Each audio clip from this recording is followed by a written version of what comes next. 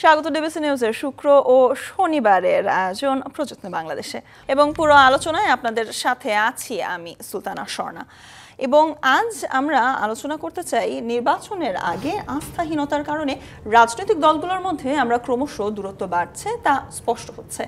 BNP সহ সমমনা কয়েকটি দল দ্রুত নির্বাচন চাচ্ছে, কারণ তাদের ভাষ্যমতে নির্বাচন বিলম্ব হলে দেশে অস্থিরতা বাড়ছে। আর ছাত্রদের রাজনৈতিক দল বলছে আগে সংস্কার পরে নির্বাচন। এছাড়া জামায়াতে ইসলামী পুরো সংস্কার করে নির্বাচন দেওয়ার পক্ষে শক্ত অবস্থানে দাঁড়িয়ে আছে।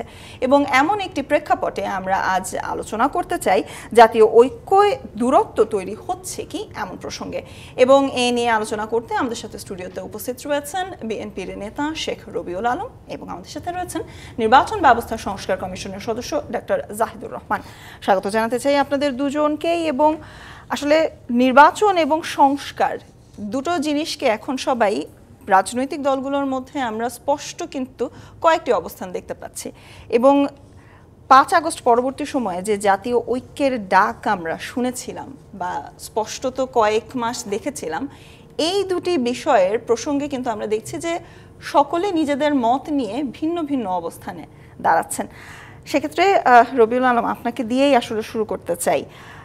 জাতীয় ঐক্যে আপনি কতটা দূরত্ব দেখতে পাচ্ছেন? কারণ বিএনপির পক্ষ থেকে কিন্তু বারংবারই বলা হচ্ছে যে ন্যূনতম সংস্কার করে আমাদের নির্বাচনটা যেন যত দ্রুত সম্ভব দেয়া হয়, কিন্তু আমরা বিভিন্ন দলকে কিন্তু দেখছি যে তার বিরোধী। এবং আওয়ামী লীগ প্রসঙ্গেও কিন্তু একটি সুস্পষ্ট অবস্থানে বেশ কয়েকটি দল দাঁড়িয়েছে।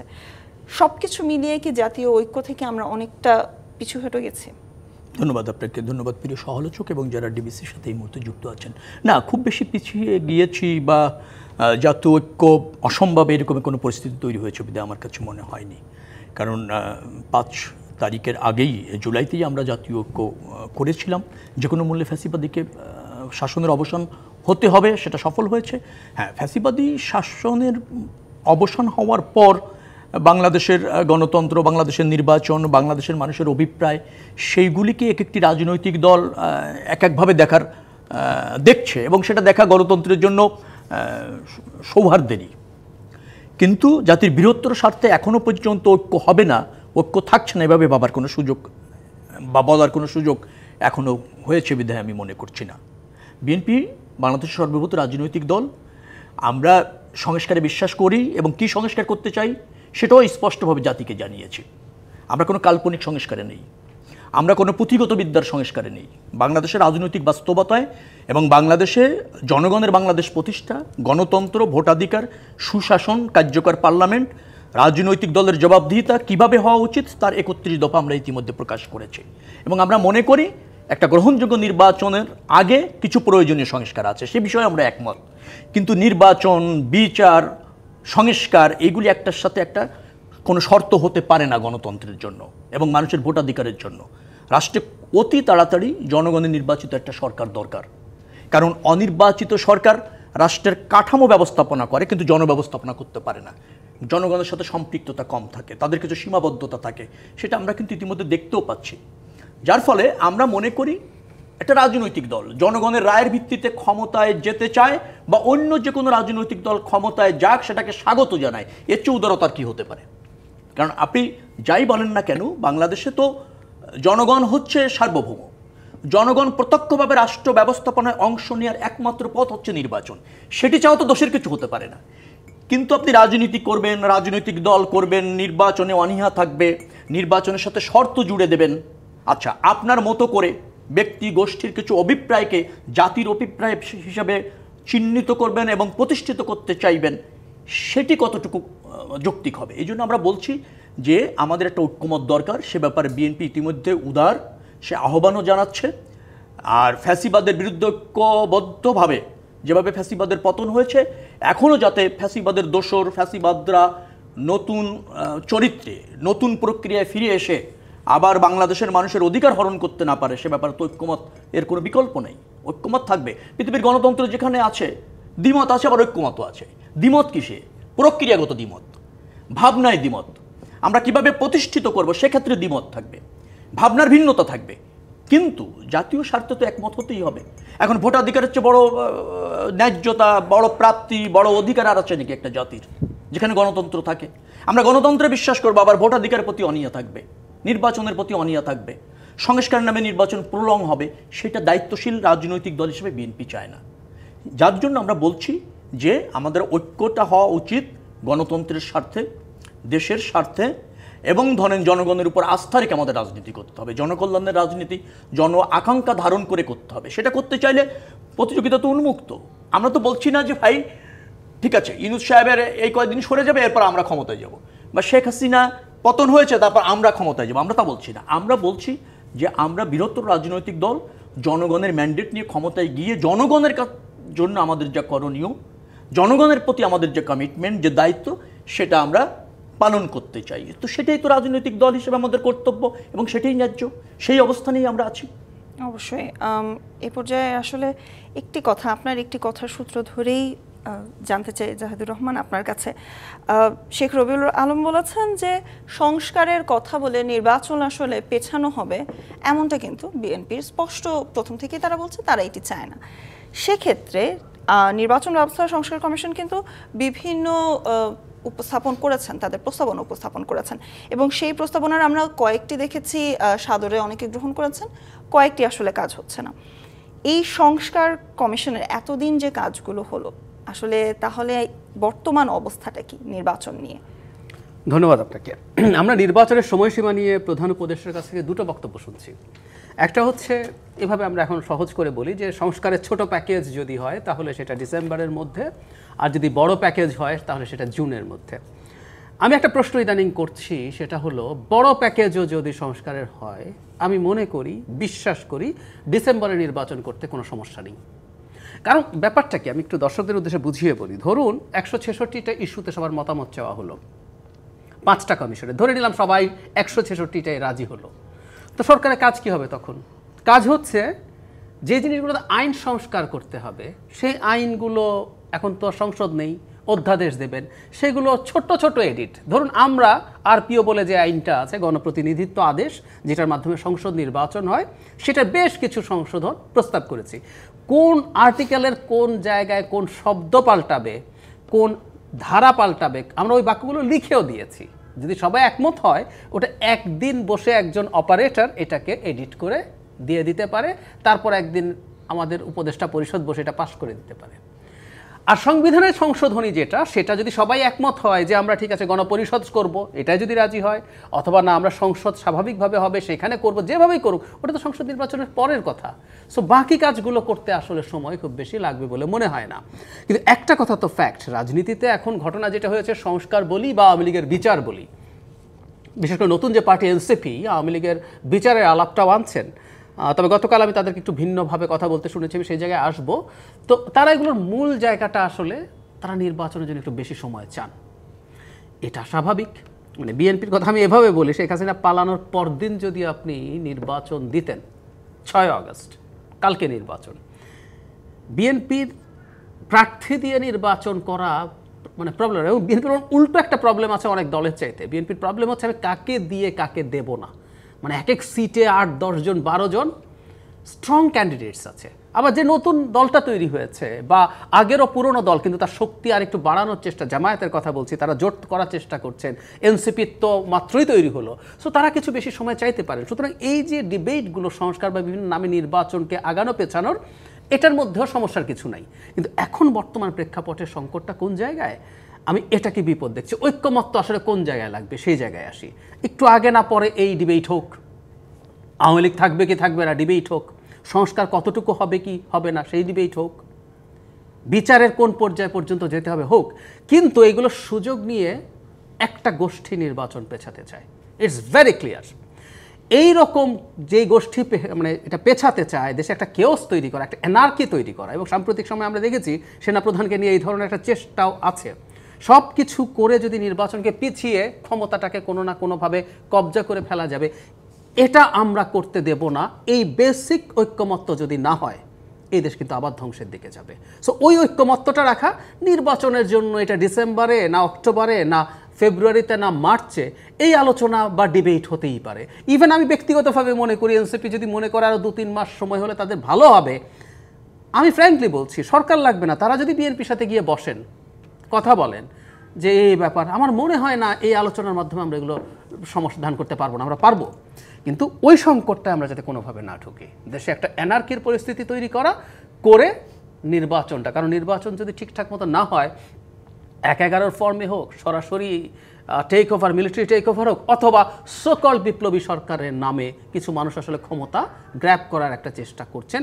এবং অ্যালার্মিংলি বলবো, কারো যারা নির্বাচনকে পিছিয়ে দেওয়ার আলাপ করছেন, তাদের কারো বক্তব্য ওই গোষ্ঠী বা ওই চক্রের সাথে মিল দেখা যাচ্ছে। সেটার ব্যাপারে আমরা আসলে একমত হতে হবে যে এটা করা যাবে না। একটা নির্বাচন, একটা গণতন্ত্র, মানে কেউ বলেন যে নির্বাচন হলেই কি গণতন্ত্র হলে, উত্তর হচ্ছে না। কিন্তু নির্বাচন ছাড়া কোনো গণতন্ত্র হয় না। গণতন্ত্রের ফাউন্ডেশন স্টোন হচ্ছে নির্বাচন।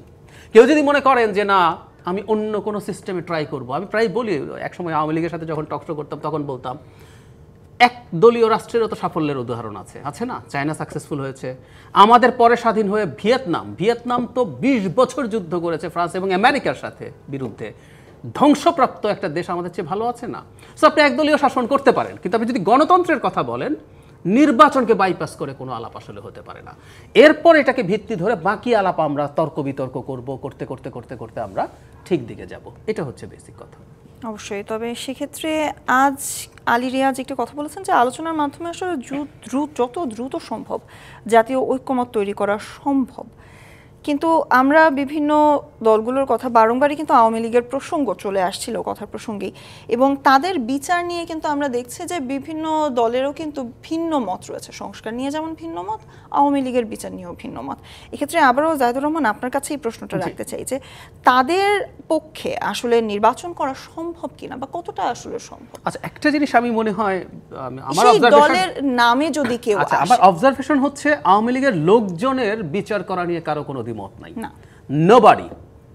প্রত্যেকে শেখ হাসিনা এবং তার অ্যাসোসিয়েটস, মানে আমরা না আসলে বিচার করতে গেলে আমাদের এই দেশে কোর্টে জায়গা হবে না। আওয়ামী লীগের কোনো রাজনৈতিক কর্মী আছে বলে আমি বিশ্বাস করি না। আওয়ামী লীগ যে করে সে কোনো না কোনো ফর্মে ক্রিমিনাল। আপনি তার সরাসরি ক্রাইম করেছে, একবারে ইউনিয়ন বা গ্রাম পর্যায়ে যান।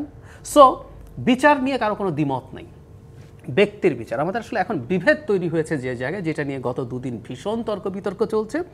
আওয়ামী লীগ রাজনীতি করতে পারবে কি পারবে না এই ধরনের নামে আমাদের প্রধান উপদেষ্টা বলেছেন তারা নিষিদ্ধ করছেন না, মানে সরকার অলরেডি কিন্তু সিদ্ধান্ত জানিয়ে দিয়েছেন। বিএনপি একটু সফট ঢঙে প্রথম বলছিল যে জনগণ যা চায় সেটাই হবে, পরবর্তীতে বিএনপি একজন স্ট্যান্ডিং কমিটি মেম্বার জনাব সালাউদ্দিন আহমেদ কিন্তু নিষিদ্ধ করার পক্ষেও কথা বলেছেন, এবং সম্প্রতি জনাব তারেক রহমানকে আমরা একই অ্যাটিটিউড দিতে দেখেছি। এখন সমস্যা যেটা দাঁড়িয়েছে আমি আসলে বুঝতে পারি, একটু যদি খোলাখুলি বলি, সেটা হচ্ছে আওয়ামী লীগকে দল হিসাবে নিষিদ্ধ করা হবে এটা বাংলাদেশের বাইরে, মানে এখন কেউ বলবেন আমরা স্বাধীন সার্বভৌম দেশ, আমরা কেন বাইরের কথা শুনবো। ইউরোপ, আমেরিকা, এমনকি জাতিসংঘ যারা শেখ হাসিনার বিরুদ্ধে খুবই টাফ রিপোর্ট দিয়েছে, তাদের সেই রিপোর্টেই তারা বলেছেন আওয়ামী লীগ নিষিদ্ধ করা ঠিক হবে না। তো ফলে এই ডিবেটটা আছে, তাতেও সমস্যা নেই। আমি প্রায় একটা কথা বলছি, আমাদের এই ডিবেটগুলো চলুক, কিন্তু এই ডিবেটে কেউ যদি বলে যে আওয়ামী লীগকে থাকাই মনে হয় ভালো হবে, বিচার করা হোক, যাদের বিরুদ্ধে অভিযোগ নেই তারা আওয়ামী লীগ করুক, এই কথা বলার সাথে সাথে আপনার গায়ে যদি আওয়ামী লীগ বা ভারতের দালাল ট্যাগ করা হয়, আমরা কিন্তু এই চর্চাটা এখন আবার দেখছি। আওয়ামী লীগের সময় যেমন ট্যাগিং, আবারও একই রকম ট্যাগিং, ওই সময় হতো যে তুমি জামাত শিবির ট্যাগ দিত, তুমি পাকিস্তানের দালাল, তুমি যুদ্ধাপরাধীদের দালাল, এসব বলতো। এখনও ভিন্ন ধরনের ট্যাগিং, এই জিনিসগুলো ক্ষতিকর। এটা কেউ যদি বলে থাকেন, এটা কারো মুখ থেকে যদি বেরিয়ে থাকে, এটাকে ডিফারেন্ট অপিনিয়ন হিসেবে দেখার জায়গা আছে। কিন্তু না, এমন সব মানুষ যারা শেখ হাসিনার বিরুদ্ধে সিরিয়াস লড়াই করেছেন, তাদের কেউ যখন বলছেন যে ঠিক আছে আমরা এটা না করে এভাবে করলে ভালো হবে, কারণ এটা তো ভুল না যে আওয়ামী লীগকে নিষিদ্ধ করে যদি দেয়া হয়, মানে নিষিদ্ধ করে দিলেই একটা দলের অস্তিত্ব কি শেষ করা যায়, এই প্রশ্ন আছে। এটা নিষিদ্ধ করে দিয়ে তাদের একজন ভিকটিম অ্যাটিটিউড তৈরি করা যেতে পারে, এসব হোক আলোচনা করি। এবং খুব স্বাভাবিকভাবেই আমরা দিনের শেষে সবাই একমত হব না বলেই না এত রাজনৈতিক দল, নাহলে সবাই একটা রাজনৈতিক দলই করতো। এত রাজনৈতিক দল এই কারণে যে আপনার সাথে আমি সব জায়গায় একমত হব না, কিন্তু ওই যে বেসিকটা ওই জায়গায় যে আমরা যেন অহেতুক কাউকে শত্রু না বানিয়ে ফেলি। এই যে বিভেদটা বরং ক্ষতিকর আমাদের জন্য হবে, এবং যারা আমাদের ক্ষতি করতে চায় তাদের জন্য সুবিধা। জি, অবশ্যই আমরা এই প্রসঙ্গে আসলে আবারও ফিরে আসবো, তবে প্রযত্ন বাংলাদেশের সময় হলো একটি ছোট্ট বিরতির, সাথেই থাকুন। আবার স্বাগত প্রযত্নে বাংলাদেশে, এবং আমরা আজ আলোচনা করছি জাতীয় ঐক্যের দূরত্ব তৈরি হচ্ছে কি না সে প্রসঙ্গে। এবং এই নিয়ে আলোচনা করতে আমাদের সাথে স্টুডিওতে উপস্থিত রয়েছেন বিএনপির নেতা শেখ রবিউল আলম, এবং আমাদের সাথে রয়েছেন নির্বাচন ব্যবস্থা সংস্কার কমিশনের সদস্য ডক্টর জাহিদুর রহমান। আবারও স্বাগত জানাতে চাই আপনাদের দুজনকেই। এবং শেখ রবিউল আলম, আপনার কাছে এবার আসলে আসতে চাই। গত কিছুদিন আগে আইন উপদেষ্টা একটি কথা বলেছেন যে রাজনৈতিক দলগুলোর সাথে সরকারের তেমন দূরত্ব নেই, কিন্তু গত কয়েক দিনের তাদের বিভিন্ন কর্মকাণ্ড কিংবা তাদের বিভিন্ন সিদ্ধান্তের কারণে কিন্তু সুস্পষ্ট আমরা দেখছি যে কিছুটা দূরত্ব কিন্তু তৈরি হচ্ছে। জাতীয় ঐক্য নিয়ে বলি কিংবা বিভিন্ন সিদ্ধান্তর কথা বলি, বিভিন্ন ক্ষেত্রে সরকারের সাথে আমরা বিএনপি বা সমমনা দলগুলোরও কিন্তু মুখোমুখি অবস্থান লক্ষ্য করতে পারছি। সেক্ষেত্রে আসলে জাতীয় ঐক্য তৈরি করাটা কি আরও সময় সাপেক্ষ ব্যাপার কি না, আপনি কি মনে করেন? না, সময় সাপেক্ষ আমি মনে করি না। কিছু তো দ্বিমত আছে। সরকারের সাথে দূরত্ব নেই, হ্যাঁ লক্ষ্য তো এক, সেক্ষেত্রে দূরত্ব নেই, ডিবেট তো আছে, সেটা তো থাকবে। এখন ধরেন জাতীয় ঐক্যমত কমিশন আমাদের একটা প্রশ্নপত্রের মতো ধরিয়ে দিলেন রাজনৈতিক দলগুলিকে, তারা সেখানে মতামতগুলি দিচ্ছেন। আমরা আজকে মনে হয় এই ব্যাপারে আমাদের দল থেকে বলা হয়েছে। আপনি যদি দেখেন যে জাতীয় নাগরিক পার্টি নামে একটা সদ্য রাজনৈতিক দল প্রতিষ্ঠিত হয়েছে, এখনও নিবন্ধন পায়নি, বা রাজনৈতিক দল হিসেবে সব শর্ত পূরণ হয়েছে কিনা সেটাও নিয়েও বিতর্ক রয়েছে। কিন্তু তারা যেভাবে চাইছে নির্বাচন অন্তর্বর্তীকালীন সরকার মনে হয় সেভাবে করছে, অথবা এমনও হতে পারে যে অন্তর্বর্তীকালীন সরকার যেভাবে করতে চাইছে সেভাবে এরা বলছে, এরকমভাবে তো একটা সমঝোতা আমরা দেখতে পাচ্ছি। এবং যে সুপারিশগুলি বিভিন্ন সংস্কার কমিশন থেকে আসছে, কিন্তু রাজনৈতিক দলগুলির কাছে যেগুলি উপস্থাপন করা হয়েছে তা পরিপূর্ণভাবে আসেনি, সেখানেও কম সংখ্যক। অর্থাৎ আপনার নতুন রাজনৈতিক দলটি যে সমস্ত কারেকশনের ব্যাপারে, দাবির ব্যাপারে সোচ্চার, সেইগুলি দেখা যাচ্ছে যে রাজনৈতিক দলের কাছে মতামত চাওয়ার ক্ষেত্রে অগ্রাধিকার পেয়েছে। জাতীয় ঐক্যমত কমিশন যেগুলি উপস্থাপন করেছে সেখানে এটা প্রাধান্য পেয়েছে। এবং আপনি যদি ওই জায়গায় যান, সেখানে দেখবেন যে রাজনীতি বা অনির্বাচিত ব্যক্তিদের ক্ষমতায় না থাকা বা ক্ষমতায় থাকার জন্য একটা অগ্রাধিকারও দেওয়া হয়েছে, বাট রাজনীতির প্রতি অনীহা নিধন, রাজনীতিবিদদের একবার একটা ইসের মধ্যে রাখা, সীমাবদ্ধতার মধ্যে রাখা, আমাদের আইন বিভাগ নির্বাহী বিভাগের ক্ষমতা খর্ব করা, তাহলে স্বাধীন তিনটে বিভাগ হয়তো স্বতন্ত্রভাবে ফাংশন করানোর ক্ষেত্রে অন্তরায় তৈরি হতে পারে, এই ধরনের প্রস্তাবনাগুলি তো আমরা পাচ্ছি। তার মানে আমরা বলতে চাচ্ছি যে ইতিমধ্যে আবার কিছু কিছু জিনিসে প্রশ্ন করা হয়েছে যে আপনি ওটাকে কি করবেন, গণপরিষদের মাধ্যমে আপনি সমাধান চান কিনা। তো গণপরিষদই তো নাই, সে বিষয়ে বিতর্ক রয়েছে। আবার তার মধ্যে মাধ্যমে আমি কিভাবে সমাধান চাইব, এরকমের কিছু এলোমেলো আছে, কিছু অগুছালো আছে। আলটিমেটলি সরকার বা নির্বাচন অন্তর্বর্তীকালীন সরকার যে সংস্কারগুলিকে তাদের মতো করে মনে করছে, সেইগুলির সাথে আপনি কতটা একমত হতে পারবেন, সেই ধরনের একটা পরীক্ষার মধ্যে রাজনৈতিক দলকে ফেলে দেওয়া হচ্ছে। সংস্কার সেভাবে কাম্য নয়। আমাদের শাসনতন্ত্রে কিছু সংস্কার দরকার, শাসন কাঠামোতে সংস্কার দরকার, রাজনীতি তো দরকার, ঠিক আছে। এবং ধরেন অর্থনীতি, মানে একটা স্বাধীন রাষ্ট্রের নাগরিকদের যাপিত জীবনের জন্য যে সমস্ত ব্যবস্থা রাষ্ট্র কর্তৃক মানে নিশ্চিত করা হয় অথবা রাষ্ট্র কর্তৃক প্রদান করা হয়, সেখানে তো সংস্কার আছে, চলমান একটা প্রক্রিয়া। কিন্তু প্রয়োজনীয় সংস্কার যেটা একটা গ্রহণযোগ্য নির্বাচনের জন্য, সে ব্যাপারে তো খুব বেশি দ্বিমত হওয়ার সুযোগ নেই। আমার মনে হয় যে অন্তর্বর্তীকালীন সরকার আর বিএনপি বা অন্যান্য রাজনৈতিক দলের সাথে খুব বেশি দ্বিমত থাকবে না। কিন্তু নতুন কিছু গোষ্ঠীর ভাবনা বা ব্যক্তির ভাবনা চাপিয়ে যদি দেওয়া হয় বাংলাদেশের রাজনীতিতে এবং রাষ্ট্র ব্যবস্থাপনায়, সেটা জনগণ কতটুকু সমর্থন করে, তার জন্য তো জনগণের নির্বাচিত সরকার সেগুলি পরিপূর্ণ সংস্কার বাস্তবায়ন করবে। আমি বলছি অন্য কোনো রাজনৈতিক দলের যদি বিশেষ কোনো দাবি থেকে থাকে, তারা সেটা নির্বাচনী ম্যানিফেস্টো হিসাবে আপনি জনগণের কাছে যান, আগামী জাতীয় সংসদ নির্বাচনে সেগুলিকে আপনি করেন, আপনার নির্বাচনী ম্যানিফেস্টো করে জনগণের ম্যান্ডেট নিয়ে এসে ক্ষমতা এসে আপনি সেটা করেন। আবার জাতীয় ঐক্যমতের ভিত্তিতে পরবর্তীতে একটা কার্যকর সংসদ ঐক্যমতের ভিত্তিতে করতে পারে, কারণ একটা গ্রহণযোগ্য নির্বাচনে যে সংসদ হবে, শক্তিশালী সংসদ হবে, সেখানে গণমানুষের প্রতিনিধিরা থাকবে, তার মানে গণমানুষের ইচ্ছার প্রতিফলন হবে। সে জায়গায় অনীহা রেখে তো আপনি একটা সংস্কার চাপিয়ে দিতে পারেন না।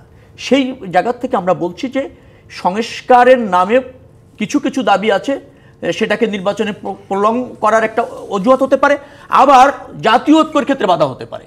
জাতীয় ঐক্য কিন্তু জাতীয় স্বার্থ বিবেচনা করতে হবে, কোনো ব্যক্তির ইচ্ছা না জাতীয় ঐক্য বা জাতীয় স্বার্থ, সে জায়গায় আমাদের কিন্তু সজাগ থাকতে হবে। আমি একটা কথা আপনাকে বলছিলাম, আওয়ামী লীগের বিচার নিয়ে একটা কথা উঠেছিল। দেখেন, আওয়ামী লীগ কোনো রাজনৈতিক দল ছিল না গত 17 বছরে। ফ্যাসিবাদ কি কোনো রাজনৈতিক কর্মকাণ্ড? গণহত্যা কোনো রাজনৈতিক কর্মকাণ্ড? গণতন্ত্র ভোটাধিকার হরণ করা কোনো রাজনৈতিক কর্মকাণ্ড? আবার রাষ্ট্রযন্ত্র ব্যবহার করে যে কোনো মূল্যে ক্ষমতায় থাকা কি কোনো রাজনৈতিক কর্মকাণ্ড?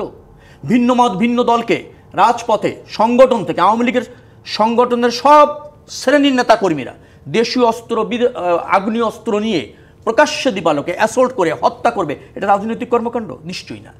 তাহলে এটা এর বিচার হতে হবে, তাই না? এটা তো একটা কি বলবো, এটা গণহত্যা, তার বিচার হবে না। আপনি ভোট ছাড়া ক্ষমতায় থাকছেন, তার বিচার হবে না? নিশ্চয়ই তার বিচার হতে হবে। এখন প্রশ্নটা হচ্ছে, খুব সহজভাবে বলা হচ্ছে যারা এর সাথে জড়িত তাদের বিচার হবে। কিন্তু আমি তো দেখছি একটা সংগঠন যখন নীতিগতভাবে সিদ্ধান্ত নেয় একটা মানে ভোটাধিকার হরণের, যে কোনো মূল্যে ক্ষমতায় থাকার, অথবা যে কোনো আন্দোলনকে গায়ের জোরে অস্ত্র শস্ত্রে সজ্জিত হয়ে দমন করা, প্রকাশ্য দিবালোকে হত্যা করা, সেটা তো সংগঠন থেকেই করা হয়েছে এবং সংগঠনের সব শ্রেণীর নেতাকর্মীরা সেটা করেছে, দায়িত্বশীল এবং কর্মী সমর্থকরা পর্যন্ত করেছে। অতএব সংগঠন, নিশ্চয়ই সংগঠনের বিচার হতে হবে। এবং এই ধরনের কর্মকাণ্ড যে সংগঠন করে সেটা কোনো রাজনৈতিক দল না। তো যেটা রাজনৈতিক দল না সেটা নিষিদ্ধ হতেই পারে, এবং সেই নিষিদ্ধর সিদ্ধান্ত আদালতের মাধ্যমে হতে পারে। আওয়ামী লীগের এই কর্মকাণ্ডগুলি যদি আদালতে প্রমাণিত হয়, ট্রায়ালের মাধ্যমে আদালত তাকে নিষিদ্ধ করতে পারে। নিষিদ্ধ হওয়া দোষের আদালত ফরএভারের জন্য করতে পারে, একটা সার্টেন টাইমের জন্য করতে পারে, যে তার এত বছর 10 বছর তার রাজনৈতিক কর্মকাণ্ড নিষিদ্ধ করা হলো, এটা আদালতের মাধ্যমে হতে পারে। আরেকটা হতে পারে নির্বাহী আদেশের মাধ্যমে। আমি যত একজন রাজনৈতিক দলের কর্মী হিসাবে মনে করি, আওয়ামী লীগের নেতা কর্মী যারা এর সাথে জড়িত ছিল, অথবা যে দুর্বৃত্তরা সাথে জড়িত ছিল, সরকারের যে অংশের সাথে জড়িত ছিল, তাদের বিচার হতে হবে, পাশাপাশি সংগঠনের বিচার করতে হবে, এবং এই বিচার ট্রায়াল তাদের ফেস করতে হবে। বিচারে যদি তারা দোষী হয় এবং দ্রুততম সময়ের মধ্যে বিচার করতে হবে, তাহলে আওয়ামী লীগের রাজনৈতিক কর্মকাণ্ড এই বিচারিক প্রক্রিয়ার মাধ্যমে নিষিদ্ধ হতে পারে, সেটা দোষের কিছু না। আমার মনে হয় সে ব্যাপারেও জাতীয় ঐক্যমত তৈরি হওয়া দরকার, এবং সেটা খুবই প্রয়োজন। কারণ এইভাবে একটা ফ্যাসিবাদী শাসনের অবসানের পর তারা যদি আবার রাজনীতিতে বিচার ফেস না করে যথাযথভাবে রাজনীতি করে, নির্বাচন করে, তাহলে সেটা জনগণের, দেশের জন্য ভালো হয় না, এবং অন্য রাজনৈতিক দল ও তার থেকে নিবৃত্ত হবে না, উৎসাহিত হবে, বিরোধী আসলে হয়ে যায় ব্যাপারটা অনেকটাই। জাহিদুর রহমান, আপনার কাছে আসলে জানতে চাই, শেখ রবিউল আলম কিন্তু বলেন যে সংস্কার চাপিয়ে দেওয়া সম্ভব নয়, এবং সংস্কার কি আসলে চাপিয়ে দেওয়া সম্ভব নয়? সরকারের কথা যদি বলি, সরকারের বিভিন্ন ক্ষেত্রে কিন্তু আমরা দেখছি যে শক্ত একটি তারা স্টেপ নিতে কিন্তু বারংবারই কিন্তু তারা হেজিটেট করছেন। বিভিন্ন ক্ষেত্রেই আমরা দেখছি যে আলোচনা করব, আচ্ছা আরেকটু সময় নিয়ে আমরা দেখি। সেক্ষেত্রে কি নির্বাচন, তারা যতদিন না এতটা শক্ত একটা ডিসিশন নিচ্ছে, ততদিনে কি নির্বাচনটা আরও বিলম্বিত হচ্ছে না? আপনাদের কমিশনগুলো আসলে যে সুপারিশগুলো দিচ্ছে, সেই সুপারিশগুলো কি আবারও পিছিয়ে যাচ্ছে না বাস্তবায়ন করতে? ধন্যবাদ আপনাকে। প্রথম কথাটা হচ্ছে সংস্কার চাপিয়ে দেওয়া সম্ভব কিনা, উত্তর হচ্ছে চাপিয়ে দেওয়া সম্ভব। তারপরেরই প্রশ্ন, চাপিয়ে দিয়ে লাভ কি? তাহলে আমাদের একটা এক্সপেরিয়েন্স শেয়ার করি। 11-11 সময় আমরা অন্য নামে সংস্কার অনেক বলেছি। ফ্যাক্ট, আমাদের রাজনৈতিক দলগুলো ঠিকঠাক মতো তাদের ভূমিকা রাখতে পারে নাই বলেই পরিস্থিতি তৈরি হয়, আমি একমত এটার সাথে। কিন্তু এর বিকল্প আসলে জোর করে সংস্কার চাপিয়ে দেয়া না। 11 সরকার 150টার বেশি অধ্যাদেশ জারি করেছিল।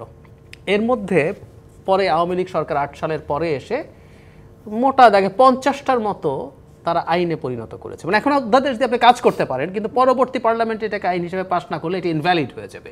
সো 2/3 ফেলে দিয়েছে। Not only that, Awami League যে 50টাকে আইনে পরিণত করেছে তার মধ্যে হুবহু করে না, এর মধ্যেও তার পছন্দ অপছন্দ রেখে টেখে বাদ দিয়ে করেছে। একটা উদাহরণ দিই, আরপিওতে 8 সালের যে তত্ত্বাবধায়ক সরকার ছিল তারা না ভোটের বিধান করেছিল। আমাদের নিশ্চয়ই মনে আছে ওই নির্বাচনে কিন্তু না ভোট ছিল। পরে আওয়ামী লীগ ক্ষমতায় এসে না ভোট, আরপিওর কিছু চেঞ্জ সে নিয়েছে, কিন্তু না ভোটটাও বাদ দিয়ে দিয়েছে। তার মানে কথাটা হচ্ছে এই, প্রধান স্টেক হোল্ডার বিশেষ করে তাদেরকে যদি আস্থায় না নিয়ে আপনি সংস্কার চাপিয়ে দেওয়া যায়, সেটা সাস্টেনেবল হবে না। খুব সোজাসাপটা কথা। এ কারণেই আমি বরং মনে করি আমাদের প্রধান উপদেষ্টাকে আমি বহুবার বলতে শুনেছি, রাজনৈতিক দলগুলো যতটুকু সংস্কার অ্যাগ্রি করছে, সে কারণে উনি কিন্তু বলছে যদি ন্যূনতম সংস্কার হয় তাহলে ডিসেম্বরে। তার মানে উনি যতটুকু সংস্কার অ্যাগ্রি করছে এর বাইরে আসলে উনি করবেন না। এটা অত্যন্ত প্র্যাকটিক্যাল অ্যান্ড প্র্যাগম্যাটিক ডিসিশন। আর রবি ভাই যেটা বললেন, আমি দীর্ঘদিন থেকে বলছি, এখন বিএনপি ন্যূনতম সংস্কারের কথা প্রকাশ্যে বলছেন, নির্বাচনের সাথে রিলেটেড সংস্কার করে নির্বাচন হয়ে যাক, পাশাপাশি সংস্কার চলবে। এই ন্যারেটিভ যদি কারো পছন্দ না হয়, যারা অনেক বেশি সংস্কার চায়, এখন যেহেতু মেলে নাই, হবে না, এখন প্রধান উপদেষ্টা তাই বলেছেন, তারা এই নির্বাচনে এটাকে ইস্যু করুক, এজেন্ডা করুক, বিএনপিকে তীব্র চাপ তৈরি করুক, জনগণকে বলুক দেখুন এই সংস্কারটা হওয়া দরকার ছিল, এটা হলো আপনার এই লাভ হবে, এবং বিএনপি এটা করতে চাইছে না, এর মাধ্যমে আপনার স্বার্থ নষ্ট হচ্ছে, আমরা ক্ষমতায় আসলে আমরা এটা করব। রাজনীতি এভাবেই হয় আসলে, এবং এভাবেই গণতান্ত্রিক ব্যবস্থা আগায়। ধরুন বিএনপি যদি দেখে অনেক মানুষের মধ্যে এই চিন্তাটা ঢুকে গেছে, বিএনপি তখন প্রাথমিকভাবে ইচ্ছা না থাকলেও বিএনপি দেখবেন মানুষের কথা অ্যাকোমোডেট করবে, কারণ বিএনপি এবার না হয় ক্ষমতায় আসলো, মোটামুটি আমরা ধরে নিলাম, পরে তো আবার নির্বাচন আছে, বিএনপি তো নিশ্চয়ই শেখ হাসিনা হতে যাচ্ছে না, আমি বিশ্বাস করি না এটা যে গায়ের জোরে ক্ষমতায় থাকতে যাচ্ছে। সো নির্বাচন যখন আপনি ফেস করবেন, আপনাকে মানুষের চিন্তাকে, মানুষের সমর্থনকে, মানুষের ভাবনাকে অ্যাকোমোডেট করতে হবে। এবং আমি একটু যোগ করি, জনাব তারেক রহমান সর্বশেষ যে যৌথ সভা হলো, এখানে উনি আবার বলেছেন, এর আগে অন্তত 2-3 বার বলেছেন যে 31 দফা শেষ না, 31 দফা সংযোজন, বিয়োজন, পরিবর্তন যে কোনো কিছু হতে পারে। সো এই যে অ্যাকোমোডেটিভ থাকা, এটাই হচ্ছে একটা রাজনৈতিক দলের কাজ। সেই জন্য আমি মনে করি এবং আমি আশা করি কোনো সংস্কার চাপিয়ে দেওয়া হবে না, এবং চাপিয়ে দিলে আসলে সংকট তৈরি হবে। আমি চাই না তারা সেটা করুক।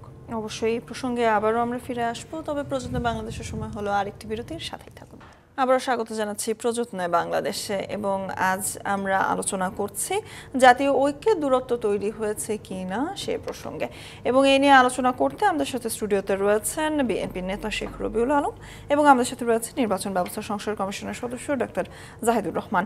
আবারও ফিরে আসতে চাই শেখ রবিউল আলম, আপনার কাছ থেকেই আসলে ছোট করে জানতে চাই, যত সময় আসলে বাড়ছে, আমাদের তথ্য উপদেষ্টা গতকাল একটি মন্তব্য করেছেন যে বিরোধ ভুলে ঐক্যের আহ্বান কিন্তু তিনি আবারও ডাক দিয়েছেন, কারণ তার মতে জাতীয় ঐক্য আসলে আমরা বিভিন্ন ক্ষেত্রে জাতীয় ঐক্য নিয়ে আমরা যতই তর্ক বিতর্ক করি না কেন, যত বিলম্বিত হচ্ছে জাতীয় ঐক্য গঠনে, তত বেশি আওয়ামী লীগ বা তাদের সমর্থকরা সুযোগ পাচ্ছে দেশকে অস্থিতিশীল করার, যেমন তার পাশাপাশি দেশে আসলে বিভিন্ন ক্ষেত্রে বিভিন্ন ধরনের আমরা কিন্তু খবর পাচ্ছি, মব কালচার বলি কিংবা অরাজকতার কথা বলি, কিন্তু পাচ্ছি।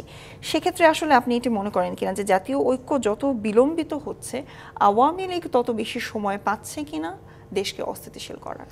না, এটা আমি পরিপূর্ণ একমত হচ্ছে পাচ্ছি না। জাতীয় ঐক্য তো ছিল, আছে, এখনও যে জাতীয় ঐক্য ফাটল ধরেছে বা হচ্ছে না, অসম্ভব জাতীয় ঐক্যের ক্ষেত্রে তৈরি হয়েছে, এরকম তো আমি দেখছি না।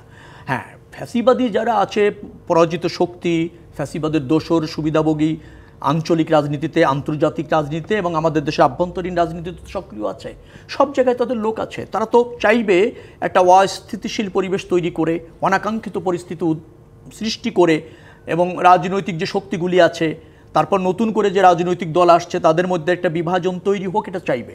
কিন্তু আমাদের মধ্যে সেই বিভাজন তৈরি হবে তারা চাইলেই, আমি তো এখনও মনে করছি না, দৃঢ়ভাবে বিশ্বাস করে বলছি যে আমি তো মনে করছি না। তবে যেহেতু আমাদের রাষ্ট্রের বৃহত্তর স্বার্থগুলি কিন্তু সমস্ত রাজনৈতিক দল এবং সব শ্রেণী পেশার মানুষের স্বার্থে হওয়া উচিত, তাই তো? তো সে জায়গায় যদি আপনি বিবেচনা রাখেন, তাহলে আমার মনে হয় যে জাতীয় ঐক্য কোনো ফাটল ধরবে না। এবং সবচেয়ে বড় জাতীয় ঐক্য হচ্ছে আমরা সবাই একটা নির্বাচন চাই, সবাই বিচারও চাই ফ্যাসিবাদের দোসর এবং ফ্যাসিবাদের সাথে যারা যুক্ত ছিল, আবার ধরেন সংস্কারও চাই। কিন্তু যখন আপনি এটি একটার সাথে একটা শর্ত জুড়ে দিচ্ছেন, তখন তো মনে হয় যে ভুল বুঝাবুঝি তৈরি হবে। তিনটে জিনিসই প্রয়োজন, তিনটে বিষয়ই রাজনৈতিক দল এবং সব মানুষ একমত, এবং তিনটে জিনিসই কার্যকর করবার ক্ষেত্রে তিন ধরনের পথ আছে, একই সাথে চলতে পারে। এ ব্যাপারে সবাই উদার হতে হবে। আপনি যদি আপনার মতামতকেই যদি গুরুত্ব দেন, আর অন্যের মতকে যদি আপনি মনে করেন যে তুচ্ছ তাচ্ছিল্য মনে করেন, আর রাজনীতিতে আপনি অপরিহার্য, আপনার ভাবনাই শিরোধার্য, এটা যদি মনে করেন, আবার সরকারের অংশ বা নতুন রাজনৈতিক দলের যে সক্ষতা, সেটা যদি আবার তারা যদি সেখানে অনড় হয়ে যায়, তাদের কোনো বিশেষ ভীষণ বা লক্ষ্য যদি বাস্তবায়ন করতে চায়, তাহলে অন্যান্য রাজনৈতিক দল তো নিশ্চয়ই তার জায়গা থেকে বিবেচনা করবে। মনে রাখা দরকার, রাজনৈতিক দলের দায়বদ্ধতা কোনো সরকারের কাছে না, জনগণের কাছে। তো জন আকাঙ্ক্ষা ধারণ করে আমাদের রাজনীতি করতে হয়। নির্বাচনটা খুবই প্রয়োজন এই কারণে যে একটা নির্বাচিত সরকার একই সাথে রাষ্ট্র ব্যবস্থাপনা করে এবং জনব্যবস্থাপনা করে। তো শুধুমাত্র আপনি প্রাতিষ্ঠানিক ব্যবস্থাপনা দিয়ে অন্তর্বর্তীকালীন সরকার কিন্তু এই 18 কোটি মানুষের ইচ্ছা অনিচ্ছা, তাদেরকে জাতীয় স্বার্থে ঐক্য রাখা সম্ভব হবে না যদি না আপনি জনব্যবস্থাপনার মধ্যে না যান। এবং জনব্যবস্থাপনার মধ্যে যেতে হলে একটা গ্রহণযোগ্য নির্বাচন এবং অবাধ ভোটে নির্বাচিত একটা জনগণের সরকার দরকার। সেটি যত দ্রুত হবে আমার মনে হয় তখন ফ্যাসিবাদের যে সমস্ত অভিপ্রায় আছে সেটা নিয়ন্ত্রণ করা সম্ভব হবে, দমন করা সম্ভব হবে এবং বাংলাদেশের মানুষের আকাঙ্ক্ষা ধারণ করে নতুন বাংলাদেশ বিনির্মাণ সম্ভব হবে। এখন নির্বাচনের পর যে দলটি মেজরিটি পাবে তারা তো নিশ্চয়ই সরকার গঠন করবে, কিন্তু কিছু বিষয় একমত হওয়া যায় জাতীয় স্বার্থে যে এই বিষয়গুলি আমরা ঐক্যমতের ভিত্তিতে আগামী পার্লামেন্টে কার্যকর করব।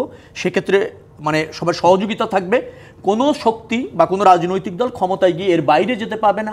এ ব্যাপারে তো একটা জাতীয় ঐক্যমত হতেই পারে এবং সেখানে তো বাংলাদেশ জাতীয়তাবাদী দল সবার আগেই বলছে যে না ঠিক আছে, আসেন আমরা বসি, একত্রে কাজ করি, আমরা এই সরকারকে সহযোগিতা করছি, ধৈর্য ধরছে নির্বাচনের জন্য। ইতিমধ্যে 17 মাস হবে যদি ডিসেম্বরে নির্বাচন হয়, সেটা কি কম সময় বলেন? 17 মাসেও যদি আমরা প্রয়োজনীয় সংস্কার করে একটা নির্বাচন করতে সক্ষম না হয় তাহলে তো সেটা জাতির জন্য একটা অশনি সংকেত এবং একটা ব্যর্থতাও জাতির। এবং সেই ব্যর্থতার দায় কি এই অন্তর্বর্তীকালীন সরকার নেবেন? আমার মনে হয় যে অন্তর্বর্তীকালীন সরকার সে ব্যাপারে সজাগ হবেন, জন আকাঙ্ক্ষা ধারণ করে দ্রুততম সময়ের মধ্যে প্রয়োজনীয় সংস্কারের নির্বাচনের ব্যবস্থা করবেন। ডক্টর জাহিদুর রহমান, আপনি কতটি আসলে একমত এই মতের সাথে? যত 17 মাসের কতদিন বলছিলেন যে তার মধ্যেও কি নির্বাচন দেওয়া সম্ভব কি না? খুবই সম্ভব। আসলে সংস্কার বা আমরা কি করতে চাই এগুলো না। আপনি যেন মাহফুজ আলমের যে বক্তব্যের কথা বললেন, আমরা আসলে অনেক সুযোগ হারিয়েছি, নানা রকম ম্যাল হ্যান্ডলিং, আমরা ঠিকমতো সিচুয়েশনটায় কাজ করতে পারি নাই, আজকে অত সময় নাই। আমরা নানাভাবে এই গণঅভ্যুত্থানকে চিত্রায়ন করার চেষ্টা করেছি, ক্রেডিট ক্লেম করার চেষ্টা করেছি। এসব করতে করতে না আমাদের মধ্যে এখন সিরিয়াস দ্বন্দ্ব অবিশ্বাস তৈরি হয়েছে। যে মাহফুজ আলম বলছেন এই বক্তব্যগুলো, সেই মাহফুজ আলমকেই এই মুভমেন্টের মাস্টার মাইন্ড হিসেবে পোর্ট্রে করেছেন স্বয়ং প্রধান উপদেষ্টা, করেছিলেন এক সময়। এবং এই মুভমেন্ট মিটিকুলাসলি প্ল্যান্ড, এরকম আলাপ এসেছিল। হোয়াট এভার, ইভেন আমরা ছাত্রদেরকে বহু সময় দেখেছি তারা এই এন্টায়ার মানে বাংলাদেশের শেখ হাসিনার বিরুদ্ধে লড়াই কিন্তু শুধু জুলাই আগস্ট না, এর আগে বহু বহু বছরের হিস্ট্রি আছে, এগুলো সবগুলো বাদ। যাই হোক, পরিস্থিতি এখন এমন হয়ে গেছে, পরস্পরের মধ্যে যথেষ্ট দ্বন্দ্ব অবিশ্বাস তৈরি হয়েছে। আমার কাছে যেটা মনে হয়, আমি আমার মতামত বলি, একটা গণতান্ত্রিক ব্যবস্থায় সংস্কার বা ঐক্যমত্য একটা পয়েন্টে লাগে, আর কোনো পয়েন্টে কিছু না হলেও চলে। যেমন একটা উদাহরণ দেয়, আর্টিকেল 70, এত আলোচনা করলাম সংবিধানে এটা চেঞ্জ হতে হবে, বিএনপি এটা চেঞ্জ করতে চায়, ছাত্ররা চায়, সিভিল সোসাইটি চায়, সবাই চায়, জামায়াত চায় না। এখন খেয়াল করেন, জামায়াতকে কি ব্যাপার আপনি বলতে পারেন মানে চাপ দিতে না, তোমাকে মানতেই হবে, না আমি দেশকে এভাবে দেখতে চাই, you have got the right. কিন্তু একটা জিনিস চাওয়া যাবে না, নির্বাচন কোনোভাবে ম্যানিপুলেট করা যাবে না। আমি রবি ভাইকে রেখে বলছি তাত্ত্বিকভাবে, এই নির্বাচনে যদি ওনারা ক্ষমতা আসেন, পরের নির্বাচন যদি ওনারা ম্যানিপুলেট করতে চান, আমরা ফাইট করব, কিন্তু আমরা রাস্তায় নামবো এবং জোর করে ক্ষমতায় থাকতে হলে আমাদেরকে গুলি করে ক্ষমতায় থাকতে হবে। সো ওই একটা জায়গায় ঐক্যমত্য লাগবে, বাকিগুলো আমরা আসলে এক একজন এক একভাবে চাইবো। এবং যে দলটা এখন চাইছে না, কয়েকদিন পর সে ইচ্ছে না হলেও চাইবে। বারবার একটু আগে বলেছিলাম যে জনমত তৈরি হলে তাকে চাইতে হবে, কোনো উপায় নাই। সো আমরা এইটুকু যদি নিশ্চিত করতে পারি, কারণ এর মধ্যে আমাদের দেশের সিকিউরিটি নিয়ে আমি এখন সন্দিহান। আমাদের নানান শেখ হাসিনা বা আমেরিকার টাকা কাজ করছে, ভারতের অসহযোগিতা। আমি একটু যোগ করি, প্রধান উপদেষ্টা, আমাদের প্রধান উপদেষ্টা একটা ব্যক্তিগত মিটিং চেয়েছিলেন সাইড লাইনে, ভারত রাজি হয় না। সময় একদমই শেষ। তবে আসলে নতুন করে ফ্যাসিবাদ শক্তি কোনো না হোক, এমন পর্যায়ে কিন্তু সকল রাজনৈতিক দলের মধ্যে আমরা ঐক্যমত দেখতে পেয়েছি। এবং এর মাধ্যমে শেষ করতে চাই প্রযত্ন বাংলাদেশের আজকের আয়োজন। ডিবিসির সাথেই থাকুন।